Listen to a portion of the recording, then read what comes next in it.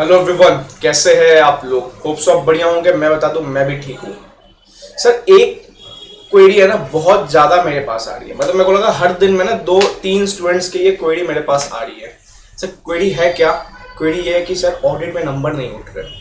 Audit में पढ़ना क्या है, कौन सा मटेरियल फॉलो करना है, कौन से टीचर के पास जाना है, कौन से टीचर के नोट्स पढ़ने हैं, क्या हो जाएगा, क्या इतना टाइम काफी है, ये तो बहुत बड़ा पेपर है।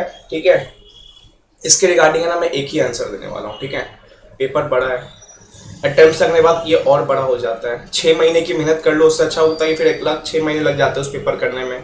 तो ये सब चीज़ें ना, एक्सक्यूजेस मत डालो कि पेपर बड़ा है, स्टडी मेट करने का भी टाइम नहीं है हमारे पास। कोई बता दो, शॉर्टकट ट्रिक बता दो जिससे भी यूं बजाओ और यूं हो जाएगा। तो यूं बजा के अटेम्प्ट्स भी आ जाएंगे आपके। एसएफएम एफआर लॉ हो जाएगा। ठीक है, एसएफएम एफआर लॉ हो जाएगा, बट ऑडिट के लिए आपको थोड़े से मेहनत ज्यादा करना पड़ेगा, थोड़ी सी एफर्ट और एक्स्ट्रा लगानी पड़ेगी। दो चीजें, या तो आप किसी टीचर को फॉलो कर रहे हो तो प्लीज उनको ही फॉलो करो। ठीक है, अगर अभी आप सेल्फ कर रहे हो या मान लो सेल्फ करने का सोचा है, उसके लिए ये वीडियो है। ठीक है, बट जिनको आप फॉलो कर रहे हो प्लीज उनको फॉलो करो। ट्रस्ट करना पड़ेगा आपको, अपने टीचर्स पे फेथ करना पड़ेगा, वो आपके नैया पार लगा देंगे। ठीक है, जो भी फॉलो कर रहे हो सही है। ऐसा कोई नहीं है कि सारे टीचर्स खराब होते हैं, सारे टीचर्स अच्छे होते हैं, बट जिन्होंने जो एफर्ट लगाए टीचर्स ने, जो के साथ है ना, आपके नैया पार कर देंगे। सर, जो सेल्फ कर रहे हैं ना, उनके लिए बस एक छोटा सा बात है, ऑडिट हो जाएगा। थोड़ा सा है ना, स्टार्ट करो चीजें को। है ना, स्टार्ट करने से पहले चीजें बहुत बड़ी लगती है। मैं भी कोई सिलेबस स्टार्ट करता हूँ पढ़ाना ना, मेरे को बहुत बड़ा लगता है यार, इतना लंबा टाइम है पढ़ाना। बट चीजें जब स्टार्ट हो जाती है ना, तो कहीं ना कहीं एक सीक्वेंस बन जाता है, कहीं ना कहीं वो हैबिट में कन्वर्ट हो जाती है। स्टार्ट करने से पहले आपको बड़ा लगेगा, बट आप कैसे कैसे थोड़े थोड़े टारगेट्स करके चैप्टर्स को अचीव करते रहोगे ना, फिर मजा आने लगेगा। तो उनके लिए वीडियो है, जो सेल्फ करना चाहते हैं कैसे क्या करना है, उनके लिए वीडियो मैं प्रॉपर बनाने वाला हूँ। 5 मिनट का ये ऑडिट के लिए है स्पेसिफिक। मेरे को ऑडिट भी मैंने बताता हूँ, मेरे को नंबर अटेम्प्ट की बात बताता हूँ। मैंने ऑडिट ये जुलाई में स्टार्ट किया था, लास्ट ऑफ जुलाई था मेरा एडवांस आईटीटी का एग्जाम था। उसके बाद मैंने ऑडिट स्टार्ट किया था, एफआर एंड ऑडिट, जहां पे मैं लैग कर रहा था, मैंने अभी के टाइम में स्टार्ट किया। जो मैंने इंटर में फॉलो किया था, मैंने उसी पैटर्न पे स्टार्ट किया। ठीक है, चलो सबसे पहले ऑडिट को ना 2 भाग में बांटना बहुत जरूरी है। 2 पार्ट में ऑडिट बांट लो। देखो, थोड़ा सा दिमाग लगाओगे, ऑडिट में 50+ आएंगे। मेरे 56 आए, ऑडिट में आपके 50+ आएंगे। कोई मैंने एक्स्ट्रा दिमाग नहीं लगा लिया, इसके बुक्स उसके बुक्स, आराम से मैंने स्टडी मैट को फॉलो किया। मटेरियल मेरे क्या थे? मटेरियल मेरी स्टडी मैट थी, रवि तोड़ी सर की परम क्वेश्चन बैंक थी। मैंने खरीदा नहीं था कुछ भी, मैंने वीडियोस देख के, मेरे पास ऑलरेडी क्वेश्चन बैंक था, मैंने उसको फॉलो किया था। बट मटेरियल मेरी स्टडी मैट थी। किया क्या मैंने, स्टडी मैट को देखते हुए मैंने नोट्स बनाए। ऑलरेडी मैंने 3-4 चैप्टर डाल रखे हैं, बच्चों ने पढ़ा है और एफर्ट लगाया, उसमें नंबर उठे उससे। पहले आप वो मैंने इसलिए बनाया था ना वीडियो, उसकी आपको एक सीक्वेंस पता चला। एक बच्चा सही बोला था, भैया आपने 4-5 चैप्टर्स के ना, पीएसयू सीएफएस ऑटोमेटेड के ना, अच्छा किया वीडियो बना के। हमें पता चल गया कि हमें एफर्ट कैसे लगाने ऑडिट में। और मैंने क्या किया था, मैं बस रोज 10 पन्ना रीडिंग लगाता था एक चैप्टर का, और मेरे को पता था ये 25 से 30 पेज का चैप्टर है, उसमें से बातें बहुत लिमिटेड है। मतलब देखो, एक पैराग्राफ होता है ऑडिट के पेपर में, कभी दिखाऊंगा मैं तुम्हें, एक सेकंड रुक जाओ।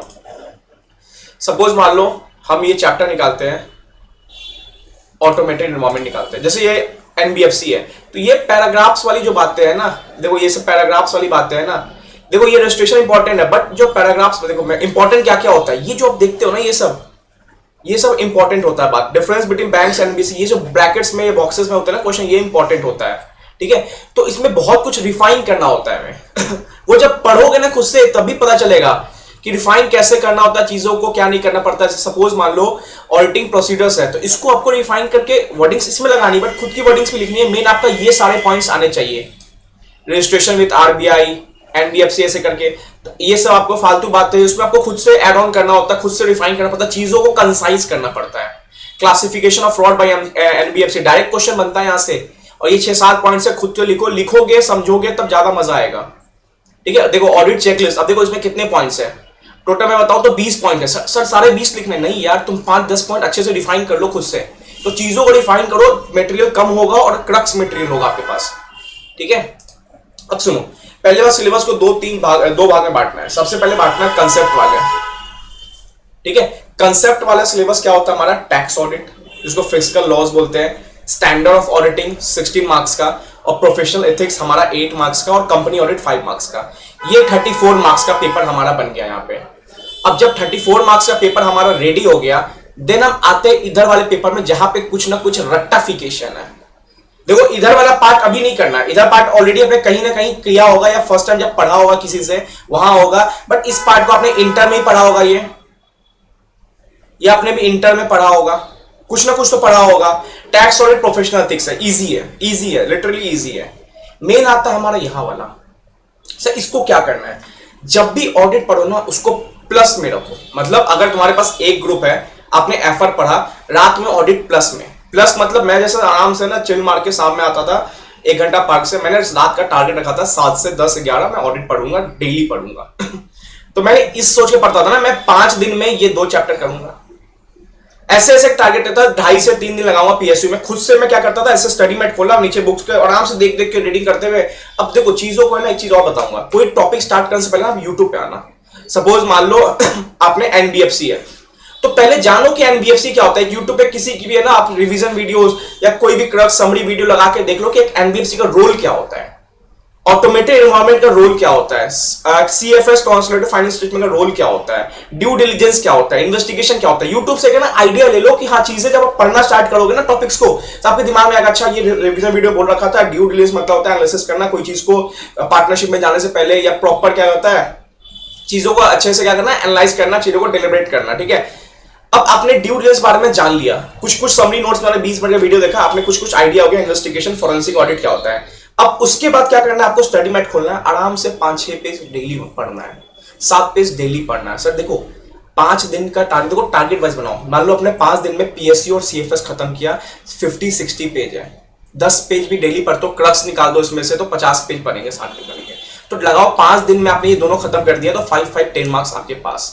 5 दिन में। फिर नेक्स्ट 5 डेज में आपने ऑटोमेटेड एनवायरनमेंट कॉर्पोरेट गवर्नेंस पे टाइम दिया, 5 दिन यहां खत्म किया। चलो 5 दिन नहीं 6 दिन भी हो गया, मैक्सिमम मैं 5 से 6 दिन लेके चलता हूं हर चीज में। तो डेली आप देखो एफर्ट पढ़ रहे हो, आपने सीक्वेंस बनाया, मान लो अगस्त स्टार्ट होने वाला है, 1 अगस्त से 10 अगस्त एफर्ट पढ़ूंगा, प्लस में रात में ऑडिट रहेगा। फिर 11 से 20 सितंबर एसएफएम पढ़ूंगा, प्लस में ऑडिट रहेगा। ऑडिट डेली रखना पड़ेगा आपको, क्योंकि ये ऐसा चीज है ना कि कहते नहीं है लिंकेज बना के रखना पड़ेगा इस पेपर से। लिंक टूटा कि आपका पेपर बर्बाद हो जाएगा। फिर क्या किया आपने, 21 से 30 लॉ पढ़ूंगा, लॉ के साथ ऑडिट पढ़ूंगा, बीच में लॉ ऑडिट दोनों हेक्टिक हो जाएगा, मैं कुछ प्रैक्टिकल्स कर लूंगा। तो चीजों को तोड़ो, जैसे पीएसयू सीएफएस आपने सोच लिया कि 5-5 मार्क्स का आता है, पता होना चाहिए, बस बकेट में डालो 5 मार्क्स अपने। 5-5 मार्क्स का है, 5 से 6 दिन लूंगा। ऑटोमेटेड कॉर्पोरेट गवर्नेंस 5-5 मार्क्स का है, 5 से 6 दिन लूंगा। और ऑडिट में कोई चैप्टर नहीं छोड़ सकते दोस्त, अगर केस सिनेरियो बड़ा आ गया ना तो कोई भी टॉपिक्स आ जाएगा, फिर आप रोज डालोगे एग्जाम में, आपको कुछ याद नहीं आया, कुछ टॉपिक नहीं याद आएगा, इसे कुछ छोड़ना मत। फिर एनबीएफसी और ड्यू डिलिजेंस 5 से 6 दिन मान के चलो, तो चीजें ना 5-5 मार्क्स करके आप कॉम्बिनेशन लगा चलो कि आज एनबीएफसी का मैं 3 दिन में एनबीएफसी खत्म कर दूंगा, 2.5 दिन में, नेक्स्ट के 2.5-3 दिन में मैं ये खत्म कर दूंगा। चीजों को क्रक्स करना स्टार्ट करो, स्टडी मटेरियल और खुद से नोट्स बनाना चालू करो, और नोट्स आपका कंसाइज होना चाहिए, hardly to hardly 100-120 pages, 150 pages, मेरे 135 पेजेस में हो गए थे। ठीक है, और जब आपका नोट्स कंप्लीट हो जाएगा, सोचो आपने खुद से पढ़ के नोट्स बनाया तो चीज कितनी आराम से घुस गई होगी दिमाग में, स्पून फीडिंग नहीं किया किसी ने। और जब 2nd-3rd डिवीजन मारोगे आपके नोट से, भाई साहब एग्जाम में सारे वर्डिंग आपके डिट्टो आएंगी।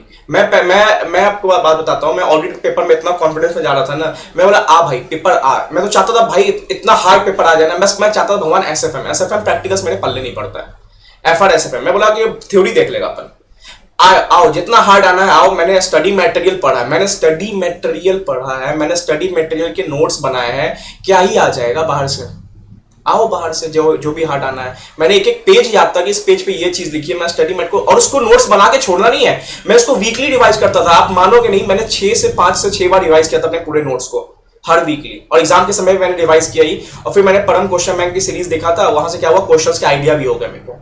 तो 5 दिन में आपका ये भी हो जाएगा। तो मैं बताऊं, स्टार्टिंग 5 दिन में आपका 2 चैप्टर, फिर 5 दिन में 2 चैप्टर, 5 दिन में 2 चैप्टर, 15 से 16 दिन में आपका लगभग 6 चैप्टर हो रहा है, कहीं ना कहीं 25 से 30 मार्क्स हो रहा है 15 दिन में। सर 15-16 अगस्त तक आपका 25 से 30 मार्क्स का रट्टाफिकेशन चैप्टर नोट्स के साथ हो रहा है, क्या बुरा बात है। फिर नेक्स्ट 4 दिन ले लो पूरा peer review and quality review पे, फिर 4 दिन ले लो बैंक ऑडिट पे, 3 दिन ले लो इंश्योरेंस कंपनी पे, फिर 3 दिन ले लो इंटरनल ऑडिट, मैनेजमेंट ऑडिट और वो जो भी है। ठीक है, टोटल आपका 30 से 32 दिन में आपका रट्टाफिकेशन वाला चैप्टर्स कंप्लीट, ऑडिट डेली 3 घंटा डेली ऑडिट पढ़ लो, अगस्त तक खत्म। चीजें बड़ी लग रही थी स्टार्टिंग में, कब होगा कैसे होगा, बट अगस्त तक चीजें खत्म। सितंबर में क्या करना है आपको, स्टार्टिंग करना है टैक्स ऑडिट, 1 दिन का काम है, ऐसे 7 से 10 दिन का काम। प्रोफेशनल 3 डेज, हार्डली 3 डेज, कुछ नहीं है, schedule part A part B कुछ नहीं है, आराम से होगा, क्वेश्चन देखना है। एक दिन कंपनी ऑडिट, बचपन से इंटर में लॉ में पढ़े हो, ऑडिट में पढ़े हो और यहां पढ़ लोगे, इजिली निकल जाएगा। तो 14 दिन यहां पे, तो कहीं ना कहीं 15-16 सितंबर तक आपका ऑडिट का सिलेबस डिट्टो कंप्लीट हो जाएगा, फुल्ली कंप्लीट होगा। तो वही ना, चीजें बड़ी लग रही थी बट स्टार्ट होने बाद चीजें छोटी होने लगती है। और जब आपके पास 15 सितंबर तारीख तक आपके पास नोट्स हो जाएगा, मान लो डेडलाइन में 20 सितंबर भी लेके चलता हूं, ठीक है, आप वीकली भी रिवाइज करोगे, सितंबर में एक वीक आएगा, फर्स्ट रिवीजन आपका हो जाएगा, सैटरडे संडे रिवाइज करोगे चीजों को, नोट्स से। अक्टूबर में 2 रिवाइज करोगे, 3-4 रिवाइज तो आराम से हो जाएंगे आप एग्जाम तक। तो है ना, स्टार्ट करो, स्टडी मटेरियल को उठाओ, स्टार्ट करो, हाईलाइट करो, नोट्स बनाओ प्रॉपर। 3 घंटा तो आपको 2 से 3 घंटा दो, 4 घंटा जो देना, बट नाइट का आवर दो कि आराम से रिलैक्स होकर अपने दिन का सारा टारगेट अचीव कर लिया। डेली आप ऑडिट को टच कर रहे हो, लिंक नहीं टूटेगा। देखो थोड़ा करवा है लेकिन मेहनत करना पड़ेगा। आप ये नहीं बोल सकते कि बहुत टाइम नहीं है, ये है। बहुत लोग जा रहे हो तो भाई अपने स्ट्रैटेजी टीचर्स पे देखो, पूछो अपने टीचर से कैसे, जिसने आपने जिससे ऑडिट का पेपर लिया था, कैसे पूछो कैसे होगा। बट मैं भी तो बहुत ग्रुप था, मैंने भी जुलाई में ऑडिट स्टार्ट की, हुआ कि नहीं हुआ? तो ठीक है, जो स्ट्रैटेजी है उसको तो फॉलो करना पड़ेगा आपको, और ये हो जाएगा। आप बस स्टार्ट तो करो, और थोड़ा ना बजट स्लैक नहीं बनाओ कि यार 2 ही पेज पढ़ेंगे, नहीं, पेजेस पढ़ने पड़ेंगे, थोड़ा एफर्ट्स लगाने पड़ेंगे, रूम बंद करना पड़ेगा, सिटिंग बढ़ाना पड़ेगा, बट हो जाएगा। और एक बार कहते नहीं, आपका स्टडी मेट कर लेना, अंदर से जो कॉन्फिडेंस आएगा। मैं बोलता हूँ एग्जाम टाइम में बहुत कॉन्फिडेंस में आता हूँ, मतलब भाई पेपर एकदम हार्ड आ जाए, बुक्स के बीच में से आ जाए। मैंने नोट्स बनाए जो क्वेश्चन बैंक में कहीं नहीं थे, और मैंने वो पढ़ा, 3-4 पढ़ा, कुछ ना कुछ तो मैं 6 पॉइंट में 3-4 पॉइंट तो लिख डालूंगा उसका, तभी तो मेरे को नंबर आए 56 नंबर, जबकि मेरे एसएस में 2 से 3 नंबर थे टोटल 16 में से। सोचो मैंने इसके बदौलत आए। एसएस मैंने लिटरली एसएस मैंने ध्यान नहीं दिया था, मैं झूठ क्यों बोलूं, बट अच्छे नंबर आए थे मेरे, 56-57 इज गुड, आई थिंक इसी का नाम था, ठीक है। तो स्टार्ट करो चीजों को, कहते नहीं अटेम्प्ट लगेगा, फिर तुम बोलोगे रिजल्ट के बाद 3 महीना है, फिर अटेम्प्ट लगेगा 3 महीना है, तो क्यों अटेम्प्ट लगने दोगे? लगा डालो इसी बार मेहनत, अच्छे से आग लगा डालो इस बार नवंबर 22 में। तो थोड़ा वही, थोड़ा कड़वा है, थोड़ा मेहनत ज्यादा है, बट आपको अटेम्प्ट बचा लेगा ये, ठीक है, और गारंटी बचा लेगा। इसके बाद नंबर कम आया ना दोस्त, अगर आपने नोट्स बना लिए, 3-4 रिवीजन कर, इसके बाद नंबर कम आया, तो आप मेरे को कमेंट बॉक्स पे नीचे लिख के ना, जो बोलना होगा बोल दे, ठीक है। बट ये आपको करना पड़ेगा।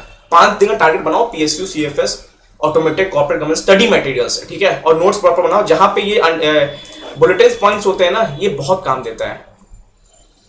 सपोज सर बुलेटिन पॉइंट्स का मतलब क्या हुआ, मैं बताता हूं आपको एग्जांपल। देखो जैसे ये सब है ना, ये सब खुद से आराम से रिक्वायरमेंट आप ऐसे सब करके लिख सकते हो, बट बुलेटिन पॉइंट्स मतलब ये वाले सारे। स्पेशल कंट्रोल, आपको क्वेश्चन डाल देगा, specific control procedure related to audit of life insurance company, तो ये पॉइंट्स आपको बनाने पड़ेंगे। जहां पे ये सारे पॉइंट्स आते हैं ना बुलेटिन वाले, ये आपको बनाने पड़ेंगे, ठीक है। तो ये देखो, ये सब ऐसे ही पूछता है, ये आपको हाईलाइट करके क्यों दे रहा है, बोलता भाई मैं आने वाला हूं एग्जाम में, और आपको आएंगे भी क्वेश्चन में। ये देखो ये सब आएंगे, ये सब आपको खुद से एनालाइज करना बैठ के। जो पैराग्राफ राइटिंग है उसको आराम से क्रक्स बना के समझ लो, बट जहां पे बुलेटिन्स पॉइंट्स है, जहां पे ये सारे पॉइंट्स है, इसको आपको खुद से बना के नोट्स बनाने हैं। और जब लास्ट में आप पढ़ोगे ना 1.5 डेज के आपके पास मटेरियल रेडी हो जाएगा, ठीक है। तो बुलेटिन पॉइंट्स को ज्यादा अहमियत दो, उसको चीजों को पढ़ो आराम से और स्टार्ट करो। दिमाग में लेके मत बैठ जाओ बहुत टाइम नहीं है, ये है वो है, कैसे होगा, ब्लेंदी है स्टडी मटेरियल, इसी को तो क्रक्स करना है आपको, ठीक है, इसी को तो क्रक्स करना है, आराम से क्रक्स हो जाए। जैसे ये देखो कंटेंट्स ऑफ मैनेजमेंट रिपोर्ट आते हैं एग्जाम में, 5-6 पॉइंट्स अच्छे खासे ढूंढ लो इसमें से, आई से तुम्हें 5-6 पॉइंट देखेगा, 4 मार्क्स दे देगा, ठीक है। चलो फिर स्टार्ट करो, अगर कोई डाउट लगे पूछो मेरे से, कोई दिक्कत नहीं है, मैं आपको डाउट सॉल्व करूंगा, बट स्टार्ट करो दोस्त। ऑडिट ही ऐसा पेपर है जहां पे आपको टफ बना सकता है, जहां पे नंबर कम आएंगे, बट आपने किया है ना अच्छे से, वहां पे 50-56 नंबर आएंगे, एग्जामिशन भी बनेगा आपका। 2-3 नंबर मेरा ही छूटा, बट आपका नहीं छूटेगा, आपका एग्जामिशन बनेगा, ठीक है। चलो ऑल द बेस्ट।